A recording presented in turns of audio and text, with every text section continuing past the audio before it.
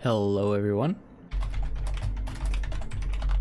First one I want to talk about is the Sky Watcher. This is the first ride we're going to review.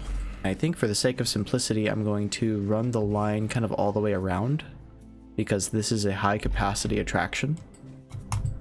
This is the Sky Watcher. It's one of the largest flat ride structures in the game, and it has a very high capacity because of the amount of people that can ride it at once. Notice it only has one sequence in the ride sequencing list.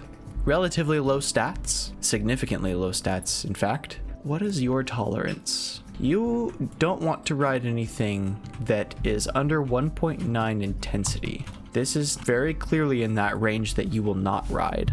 With the families that come through, it seems like their fear tolerance is significantly lower, but also they prefer rides that basically start at almost zero.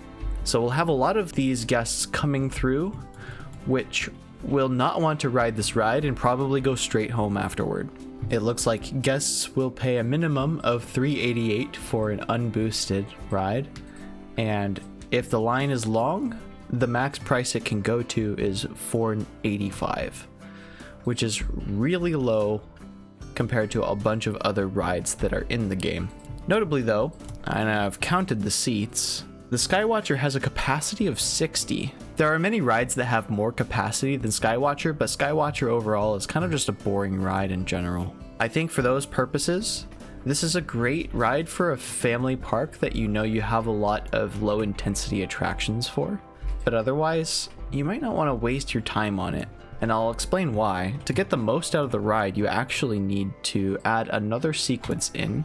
The highest amount of prestige, I'm pretty sure this is going to come out to 267 prestige, and the excitement is not going to go above 1.79, and fear stays largely the same with nausea, but the amount of ride time on it is 282 seconds, which is crazy. I don't know about you, but that's like 6 minutes of in-game time, and guests get hungry, they get thirsty, all sorts of things while they're on rides. Sixth from the bottom as far as how much money you can make when you place it and the amount of money you can get out of the ride overall, and this is the most that you can charge for it. That said, I think overall the Skywatcher, even when boosted to 767, which is the most prestige you can get out of the ride, it's still not going to be doing much for you overall. On vibes alone, it's like a 4 out of 5 because you put it in a park, you know, you can see it from pretty much anywhere. And if you ride the ride in a pretty well developed park, that's a pretty good way to get your bearings for what's going on in the park itself. Overall though, it's not really something you can theme super well. I think there might be a Planet Coaster skin for it, but besides that, you don't really have many reasons to place this down. In addition, if you're playing in franchise mode, or if you're playing in the campaign or in a challenge park, you have to deliberately go out of your way to research this if you really want to place it. And research costs points, which costs time, which costs money through mechanics. It's not good overall.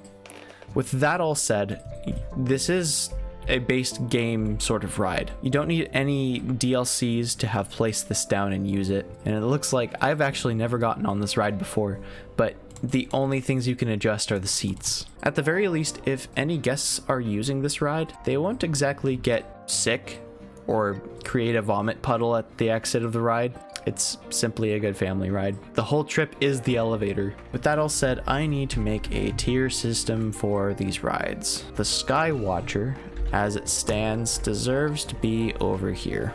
It does have its place. On vibes alone, it's pretty good, but I don't think I can put it any higher than D, simply because it's so far away from the 1000 benchmark for it to be classic, and that appeal rating can really matter for parks that you're building long term. And it can mean that for 60 people being crammed in this thing, I don't know that it justifies guests actually coming towards it.